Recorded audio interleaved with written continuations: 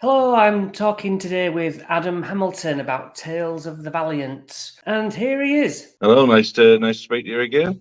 Good to see you, my friend. So, yeah, have you had a chance to have a look at this project? I quite enjoyed it actually. I like the detail that they go into with the character creation a little bit more. There's not much to it, but there's a little piece of all sorts of things, isn't there? Yeah, I mean it is very similar to Fifth Edition as a whole.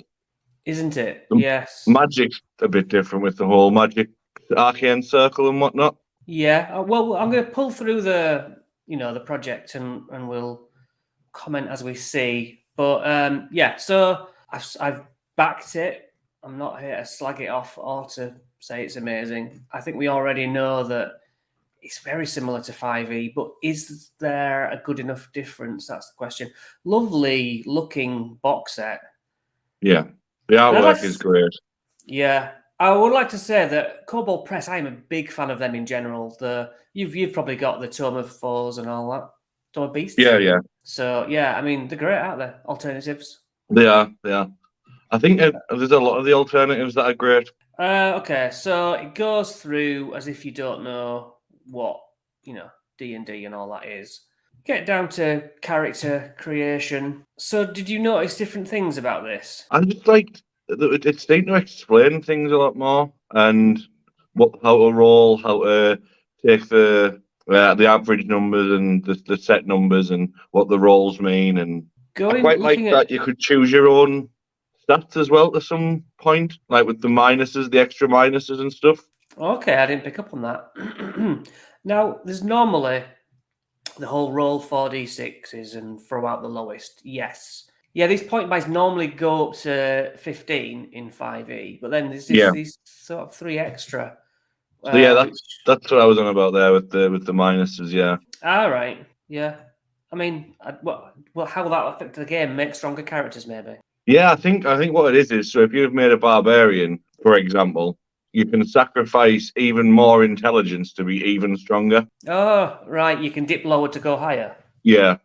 Yeah. Which I do quite like, actually. Yeah.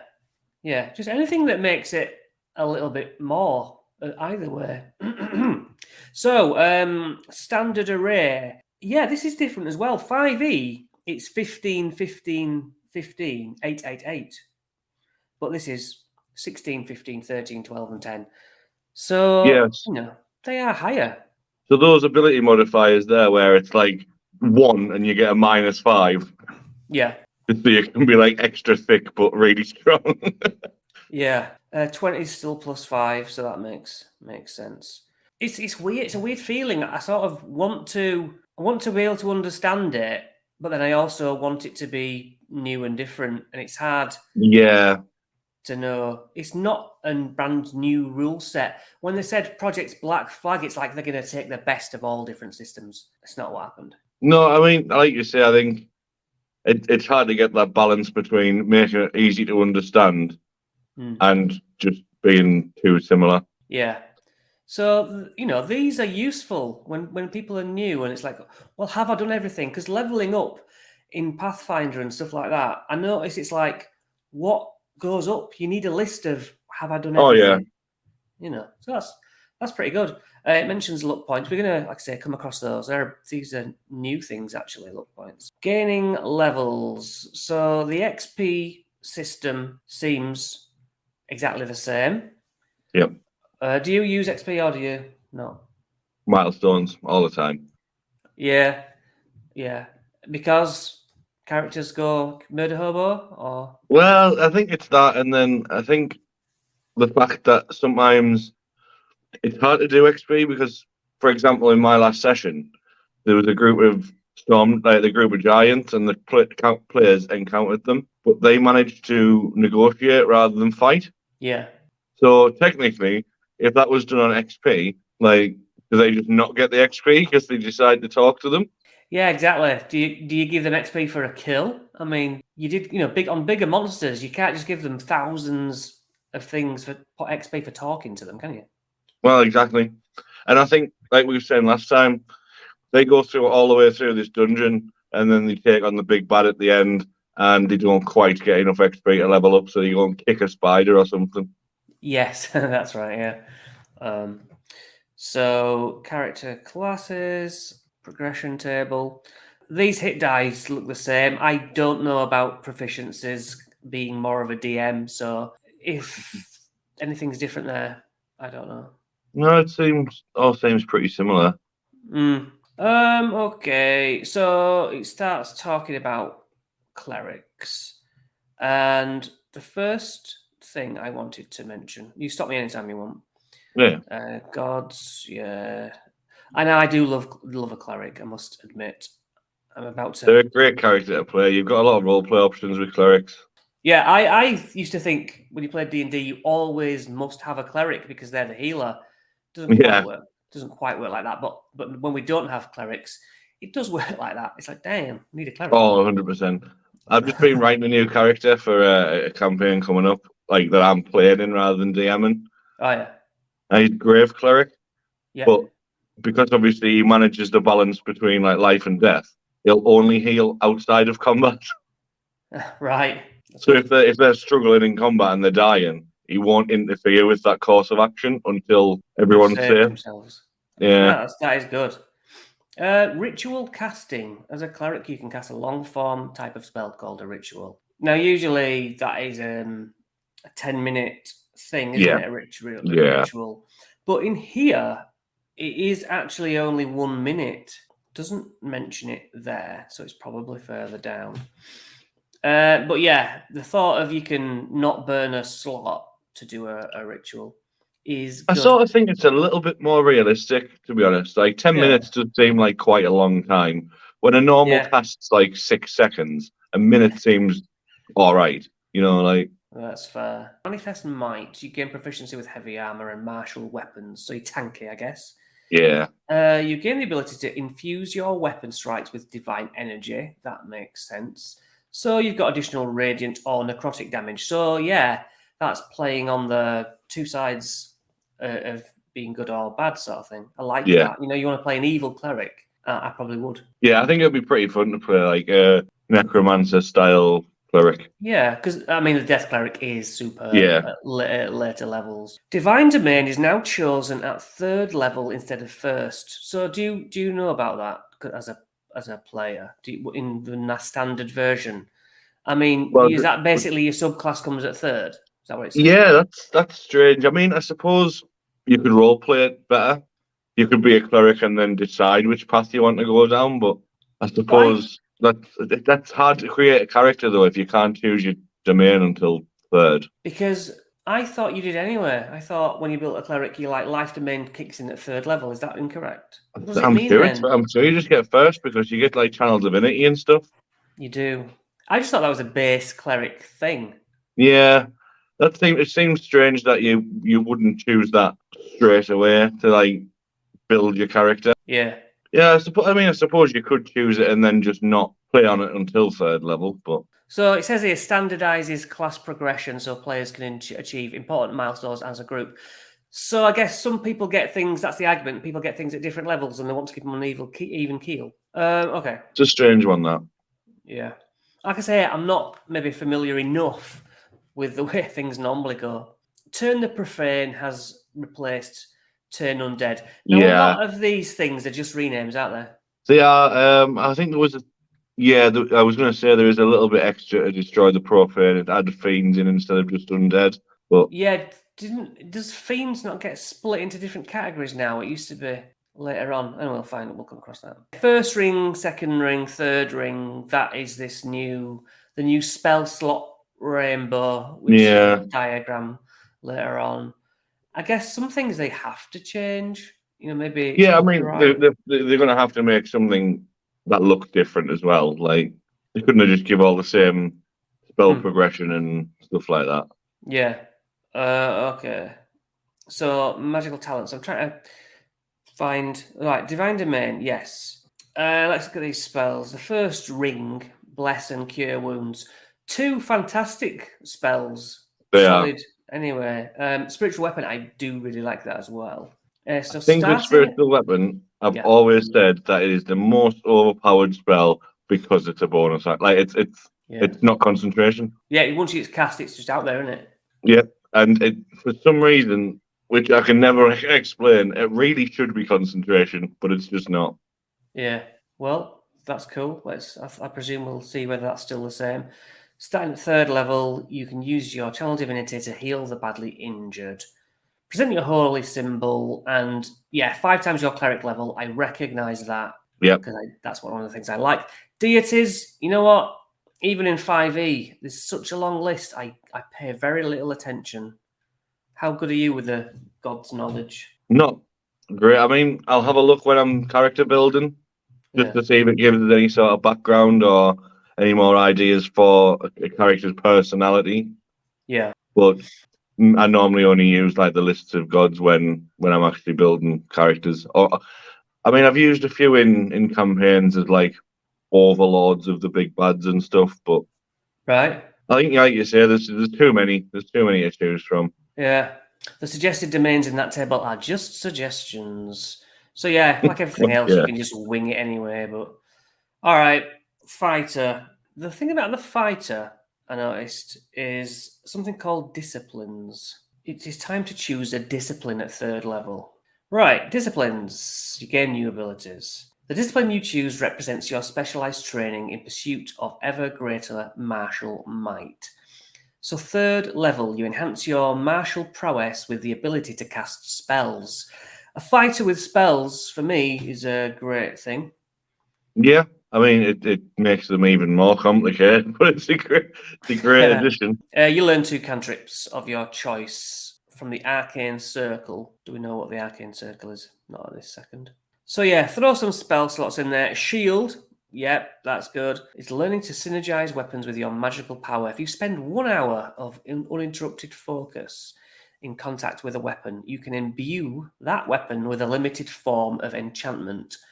It lasts until you choose to end it. So you have a +1 to attack rolls and damage rolls made with it. This is a spell, right? Must be a spell. Yeah, If the weapon would normally grant a magical bonus to attack and damage, your enchantment bonus stacks with the existing oh, bonus. wow. So if you've got a +2 sword, yeah, you just cast this, it's +3, and that's like unusual. Yeah, that's very like that's very powerful stuff. Yeah, but the monsters are a little bit buffed as well. So Yeah, I do like the idea. Although, yeah, every fighter is just gonna love that. So yeah, if you get separated from your weapon, you just go whoop, Molnir it to your hand. nice. Okay.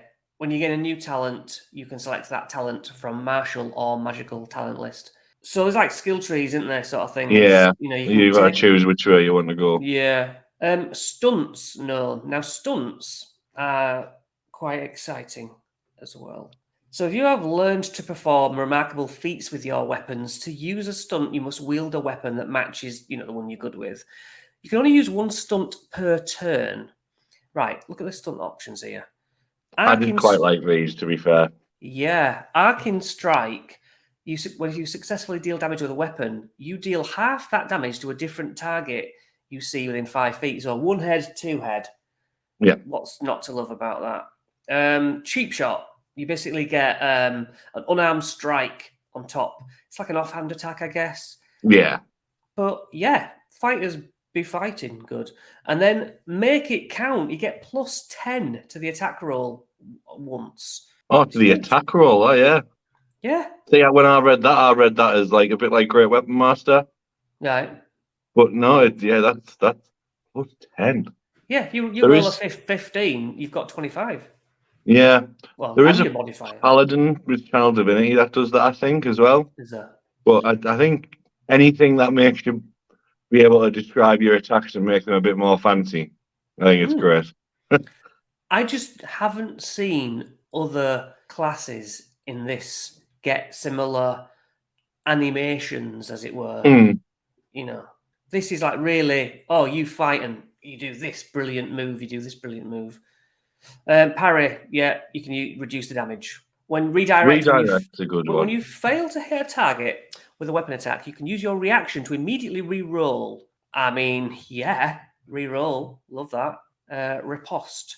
When a creature you see misses you, use your reaction to make basically a slap back in its face. This Yeah. is really strong, isn't it? They are quite powerful, like when you read through them. Yeah. So the rogue then, rapier or sword, some ordinary packs, 2 daggers, thieves' tools. Okay so far. Sneak attack. You know how to strike subtly and exploit a foe's distraction. Once a turn, you can deal an extra d6. Standard. You must have a finesse. I think this is completely That normal. is just the same, yeah, I think. Thieves' cant. Yeah. Have you ever used thieves' cant as a thing? Yeah, actually. Yeah. Not as writing, but I used it as just so there was like an assassin that got sent with the party as like a protector, so just lurking in the shadows, Hmm. and the rogue would like go off and have conversations with him, but so the other people didn't know you'd Yeah. speak in thieves' cant together. All right. That's good. Cunning action, roguish specialty. Yeah, there's nothing like the fighter thing where you've got 2 blades, and if this happens, you know do a crit from behind with your 2 daggers to the throat. It's just See, I love that. I think that really needs to be a thing with a rogue. There needs to be like an actual assassinate sort of feature. I think it's like if you drop down from above and it's a surprise attack, you can 2 dagger the throat and it's a crit. Oh yeah, Something like that, something sneaky, something out of the shadows. But it's all been about the fighter. Now, this is only, a partial sample. Could all be changed. Maybe all the fighter will be quite dull when it comes out. But I hope not. I like the idea that they all have very specific, cool moves. oh yeah. Video gaming, isn't it? You want like, oh, brilliant! I can do this now. When you can do your special sort of thing. Yeah, your special move. Yeah, fast hands. Ooh, just like, oh, you now can use the bonus action granted by your cunning action to do the following: make a sleight of hand, use thieves' tools. I mean, that's not exciting. No. Yeah, thieves can somewhat run up walls and can climb. I don't know about that. They're just Jackie Chan everything. Yeah, I mean, I think the fact that you get like an assassin subclass that really needs to be looked into. Yeah, assassin wants to be able to do more, very much assassiny things. Criminals, are good at like picking locks and chests and maybe surveying the area, knowing the layout better than Oh others. yeah, yeah, And then an assassin needs to be good at killing only. It needs to be more yeah. I mean, specific. they should probably lose some of the sleight of hand stuff and gain it in either stealth or like some more damage on a hidden attack or something like that. Yeah, I think. yeah. Now wizards, I love a wizard. 1d6. They're still quite. Let me get Squishy. some. Yeah, but then there is a new thing which beefs them up. Something called Battle Mage. Battle Mage feature. You can redirect a portion of your spell-casting energy into a defensive shield. When you cast an arcane spell, you can simultaneously weave a protective shield around yourself. You gain bonus to your AC. Good. You have resistance like a barbarian to bludgeoning, piercing, Yeah. slashing. Not so weak anymore No, if you no, do not the at all. Battle Mage. Tactical caster. When you cast a spell that causes damage, you can choose yourself and any number of allies to be immune to the damage. You and allies to be immune. I like that. Yeah, Full control over your magic. It's how it would really work, I think. yeah. Because it's like, oh, I'm a wizard. I don't want to resort to hitting with my sword. Well, now you've got, more ways to be useful. Right, lineages and heritages, just slightly reworded things. Yeah, beastkin, you live with the animal, brought up by animals. You're Mowgli from Jungle Book. Dwarves. So it all seems now dwarves used to have 25 foot, didn't they? Walking speed. Or was that Yeah, so halflings? just spread them up a Dwarves. little bit. Yeah, they're a bit faster now. Your hit point max increases by 1 and increases by 1 every time you get in a level. I think the speed Elves. thing is always funny though, because it always causes some great role play when you've got like everyone sprinting into battle and then you've got a dwarf trailing behind. Yeah. Human. It's always like, oh, humans are the best. They can do good. They're good at everything. We do everything. It's just Yeah. Humans awesome. Ambitious. You gain proficiency in 1 skill of your choice. You gain 1 talent of your choice because you are great. Heritage options. Okay. So yeah, this is the No, is it like backgrounds? It's Yeah, it is replacing a little this, bit isn't like it? backgrounds, isn't it? It gives you them little bit Yeah. extra buffs. And see, in my new campaign, I've sort of just let them mix and match. Like Hmm. choose a background because it fits with your story, but then just choose two more proficiencies. Like, does it really make that much difference that you've got to choose them? It should be ultimate customization. I don't think there should be boundaries. You No, know, like it's you are creating that character, so yeah, why? Like just because you're a thief doesn't mean you have to choose their like stealth and dex or sleight of yeah. hand. I mean, it makes sense, but It makes sense. It's not necessarily the most funniest thing after 10 years yeah, playing. As an adherent, you have devoted yourself to an array of highly specific tasks and teachings known only to your order, each of which commands mental and emotional precision. Choose from the following: field medic, mental fortitude, or ritualist. You might want to tweak some feature of the background so it better fits your character or campaign. well, there To we go. to customize a background, you can replace one talent with another. Choose any two skills. Choose a total of two tool proficiencies or languages from the same backgrounds. You can either use the equipment package from your background or trade the cost of equipment from your background for, yeah. So you can say, why do Essentially, I just have an do explorer's what pack? you want. Yeah, just make it up. Adventure motive, yeah. So characters have tables a little bit, normally D6, and aren't they? And I think these are like D8. Yeah, I would rather just say, look, just choose any. I'm not really keen on you've got to choose from these four. No, I think as long as they can give sort of a not give a reason, but I think as long as it makes sense and it fits better for them, then it should just be allowed. Well, I think it's like anything that doesn't work, you then come up with a story to make it work. Rather, you know what I mean? Oh yeah, like everything feeds role playing somewhere. Yeah. So most magical talents affect a character's spellcasting abilities, but they also include features that strengthen the mind and defend against harmful magical effects. Combat casting, spellcasting class feature.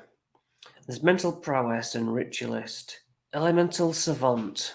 Choose one of the following elemental damages: acid, cold, fire, lightning, or thunder. When you cast a spell that deals damage, you can convert the damage type to your chosen one. So if you know that something's got a vulnerability, Yeah, I like that.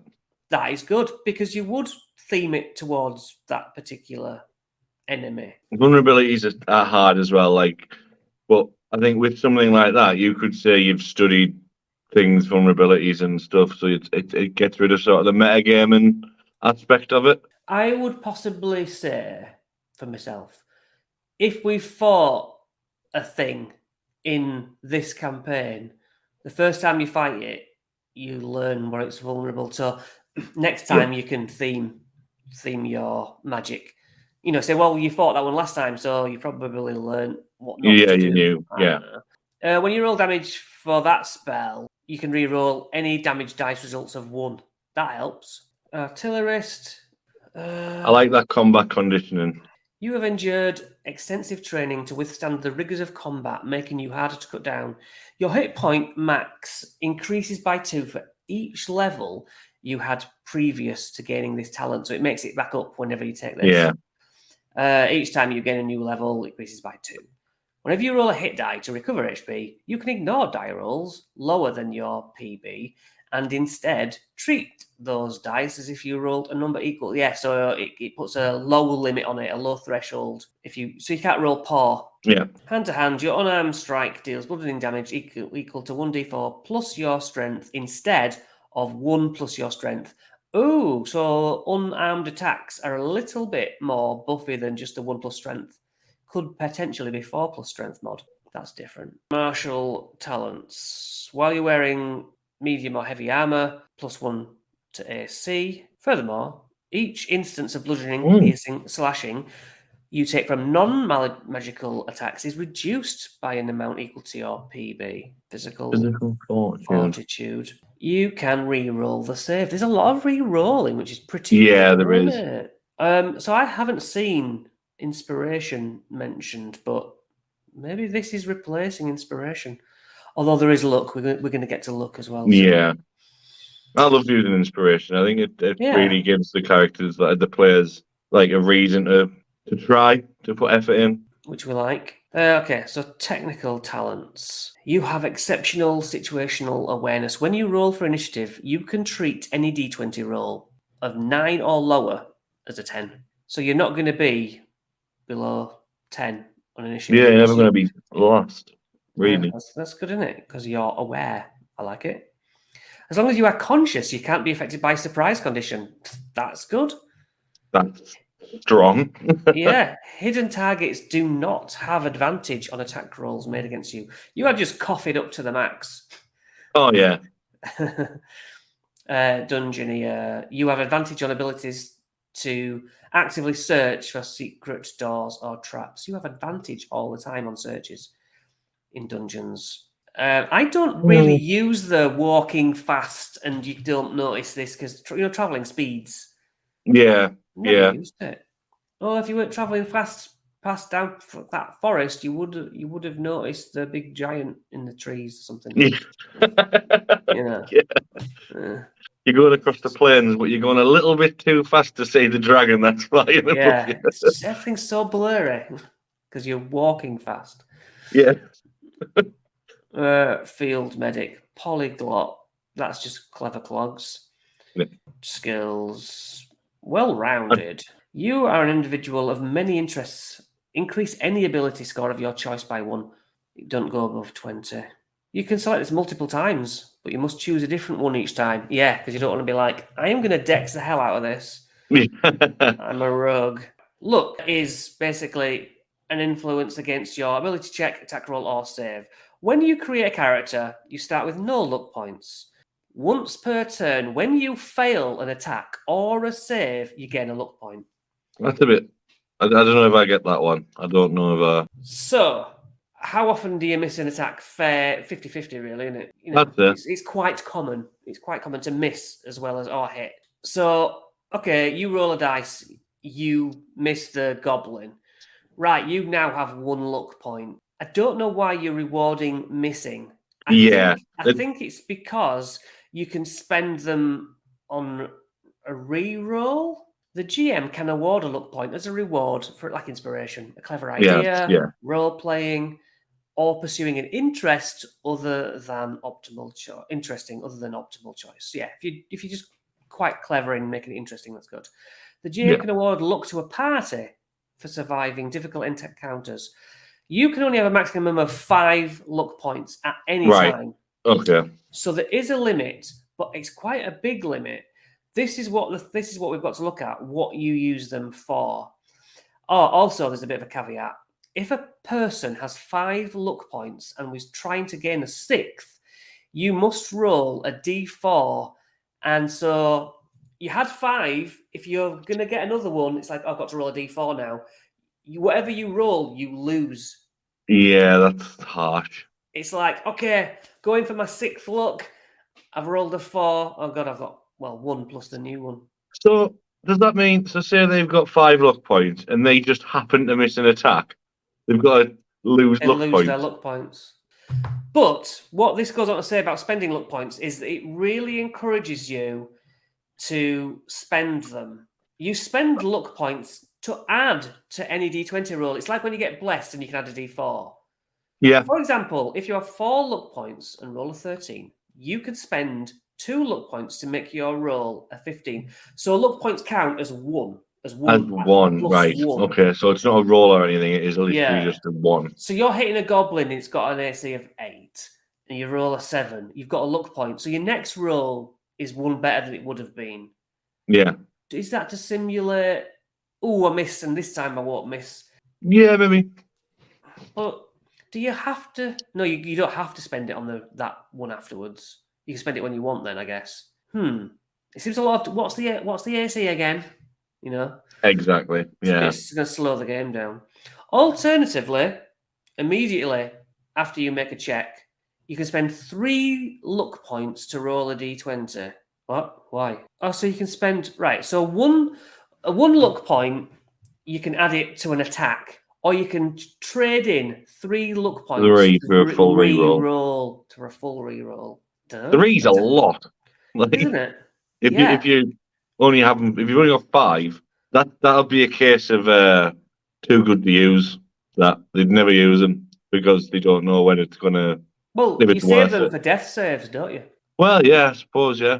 But then if the DM's like, no, I'm sorry, you missed that attack, you've got to roll against your handful of luck. You'd be like, God's sake, it's just another thing that you have to constantly, Yeah, it's I a don't like the 6-round fact that it's fight. Ooh, yeah, I don't like the fact that it's forced. Like if you miss an attack, then you've got to go through your you have whole to. Yeah. luck thing again. And I'm like, Yeah. Until we've tried it, we don't know. yeah, We might love it. In either case, you spend luck after you roll, but before the GM declares. Now, I have a problem with the before the GM declares. When as a DM as well. Okay, oh, you miss and this happens, and then oh no, I need to. Don't tell me. It was like, well, obviously, we all know you missed. You rolled an 8 to hit yeah. a This actually 15, happened the other day. did it? The druid character that's in my campaign at the minute, he had something very similar where it's like, oh, before the outcome of the roll, oh, before the GM makes his next roll, Yeah. you can do such and such. Mm. Then he's like, but that means I've got to actively break immersion, tell him that I'm going to do something, Yeah. just so he can counteract the thing that I'm going to do. But at least that was before a roll. You've got the seconds where you see the DM going for his dice. This says before he even says it's good or bad. Well, he's describing it instantly. I rolled Yeah, a I 7. suppose, I yeah. rolled a 7. Oh well, too late. I started describing whether it's a bit. Whoa, give me a chance. The cap on luck points is meant to incentivize players to regularly spend their luck instead of hoarding it. Make sure to use it often so you don't risk losing it. Also, you're I know not you meant to can. go up to 5 because you know you're going to lose it.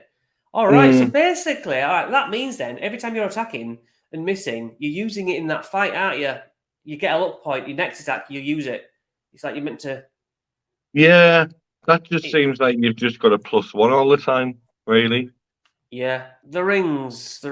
So when you look at that, it's just spell slots.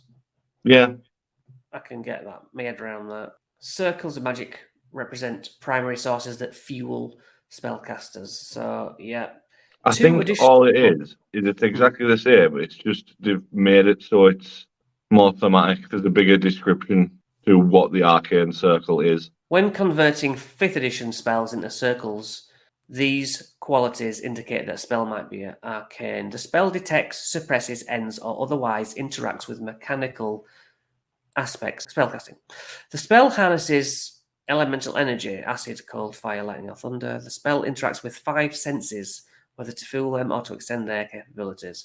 I have no idea what it's trying to explain there. I think it's because it's saying there's different types of magic. So you've got arcane, divine. Area of effects, no, not about that. Mm, Every spell is categorized into a ring from 1st to 9th, like slots. Higher rings require more energy to fuel the spell. Like the rings within a tree trunk, rings of magic encircle one another. All right. The further a ring is from the center, the higher level a spellcaster must be. Yep, spell slots. Understood. But then there actually are spell slots also. You gain higher level spells to cast yeah. higher rings. Okay, it's just a new terminology. Spells break down in the same way. Ritual spells are uniquely powerful magic that takes 1 minute, not 10. And I like that. I believe that ritual spells are from a different list. Like before, we have certain spells that have the R next to it, and it's a Yeah. ritual spell. I seem to get the impression from something I read that it's from a different list. That they're set. There's a separate list of ritual only spells. All right. That makes Yeah. sense. Rather than is this one a ritual or not? Yeah, like why would you cast the same one as a ritual taking longer if you could just cast? I mean, I know you don't lose the spell slot, but Ritual spells have been altered from the way they appear in 5th to clarify how and when they should be used. By placing spells with longer casting times into a separate category, we're emphasizing that ritual spells are not meant to be used in combat and encourage players to think of them as tools. Less confusion. yeah. So you could cast, obviously, like you say, in 5th edition, you could cast it in combat as a spell, where now it's separate. Yeah, certain spells, particularly rituals, minutes or even hours. But it does say that ritual spell is generally at 1 minute. If you take damage Uh, from multiple sources, such as an arrow from somebody and a dragon's breath, you make separate saves for each source of damage. That's probably normal. Yeah, that sounds like that should be a thing. Yeah. I think the concentration thing is stacked against players, really, to be honest. Once you get to higher levels, I mean, I understand that because you're taking that much damage, you just wouldn't be able to concentrate. Mm. But to have no way of passing, what's the point in even making them check? Do you think then you should be able to add maybe like proficiency bonus I think as so. you level up because you get Like better at it? yeah, I mean, there needs to be something because it negates the whole point of that check. 10 or half the damage, and then you do 96 fire damage on a dragon's breath or something. They're not Yeah. saving that. I don't really ever pay attention to what form of magic they I've are. I've had to now because every time someone uses detect magic, the Oh Xbox yeah. skill things are I know. It's like, well, it says what I know what type it is. It says what color it gives off. I'm like, I don't know. Red. Just red. I don't know. I'll just go and check. Like, Yeah, yeah. I'll just make I've myself a new memorized table. every spell. Yeah. And when they have detect magic for like magical items, and you're like, well, obviously everything that you own glows, Yeah, and I don't know, continual flame. It's like it's just difficult for me. I find it difficult. Maybe other people know their maps inside out, but I'm winging it half the time. Well, like what's when magical in someone this casts room? Uh-oh. Yeah, when someone casts detect magic in a wizard's tower, Yeah. they just go blind. Like everything glows that much. Like Yeah. Acid arrow. I'm not going to know what's changed on spells. If you have any input, bless. Right, okay, so that's something I know. You bless up to 3 creatures. They make a d4. Fine. blur. I'm not sure I've seen that before. I'm not sure if that's new to be honest. Your body becomes blurred. I think it is a thing. I think it is a thing. Yeah. You go all Neo in the Matrix. And Ah, you're right, okay. harder to hit. It's a very Grovel. strange Fold. one, command, especially out of combat, Right. Well, because obviously yeah. it's only one action, like 6 seconds. Yeah. So outside of combat, how does that work? Like I had someone use it the other day, and it was like he told someone to flee, but then Yeah. because it only lasts 6 seconds, just run away for 6 seconds and then go back to what they were doing normally. Yeah, isn't command the one where in 5e it says they become aware that you charmed them? Yeah, But that doesn't say that here. It doesn't say like, oh, it lasts for until they snap out of it or something. Maybe that's maybe that's changed then. Yeah, okay. The good bit, monsters. angel, Yes, aren't so they? Angels got their own now. angels. Yeah, not celestials. I think fiends are like the devil's minions. Okay, like imps. Yeah, that sort of yeah. I was actually talking about this the other day. Like, it's really hard to make a campaign with demons and stuff in because there's so many. Yeah. Well, I'm running Avernus next, so Oh, I'll nice. be going down that avenue. Behind the curtain, ability scores in monster stats have changed in this document. We've streamlined ability modifier presentation. So basically, there's no more. Basically, it doesn't. Like before, it was like, oh, it's got 2d6 health. You'll notice that it just tells you it's 110. Oh yeah, It's meant to be. Oh, that's quicker. It's got 52 health. I'm not sure how I feel about that. I do. Does it also go for the same with damage? oh, I don't know about. I don't know how I feel. Oh Oh no, no, one d10. because it did, as far as I'm aware, they tried doing that just for damage. And I was like, yeah, I do No. use, I do, and that's right. In the previous playtest, you had to then refer back if you wanted to do it like brackets, where you had to go to a table for every monster, and I was like, just bloody write it, and they haven't. Yeah, They I haven't wrote don't it. think I could bring myself to use a monster with a really heavy, strong attack and then not roll all them dice. Yeah, I totally agree. The Dragon's Breath dice roll in front of all the players, that's the Yeah, best bit. I don't want to just tell them that it does 50 damage or something. I want to roll it. Yeah. No scores, just the modifiers. It's quite tidy. I like the modifiers bit. That's helpful. It's cleaner. Health, I'm not so sure because Sometimes if I'm using like, say if I've got like 10 goblins, I'll roll a health. So some of them are stronger than others. Wow, that's commitment. But that's normally done like pre-session. So if I know they're going to fight them goblins in that session, I'll do that and get it prepped beforehand. Yeah, that's good. So yes, basically they're having an attempt at simplifying it. I skipped over doom points. This is the last point I want to cover, which is the best bit. Doom points. Yeah, I think we mentioned this before. I think these are cool. Love it. Yeah. During combat, a GM can spend a doom point to give advantage on a single attack or force a player to roll a save with disadvantage. And then there's the variant doom table. To increase the difficulty of combat, consider escalating doom during the fight. When a PC rolls a nat 1, your monster gains 1 doom point and can pretty much do extra attack or something. You roll a nat 1, they have almost like a reaction, but imagine a dragon claw coming at you because you rolled a nat 1.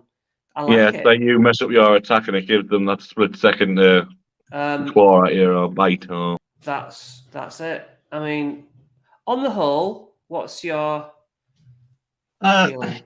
I like it. I think the stat blocks have to be my favourite. The stat blocks are doom points. I do like them doom points. I'm probably going to use that. The stat blocks being simplified. I like the health. Damage, I don't think I could bring myself, like I say, I don't think I'd bring myself not to do the roll. Yeah. It might change again by the time the real thing comes out. Oh, yeah. I love the artwork. I think the artwork's brilliant. I think the whole... it seems a lot more descriptive. It looks like it could be really useful for people just starting off. Yeah. Building characters, building like campaigns, even to give them a bit more of a background on how things work. It seems a lot more descriptive than the PHP a little bit. Well, there'll be plenty of resources on YouTube to walk people through it, hopefully. So, yeah, I don't know when it's out, but I thank you, mate, for joining me and looking over this preview, and thank you again. Anytime.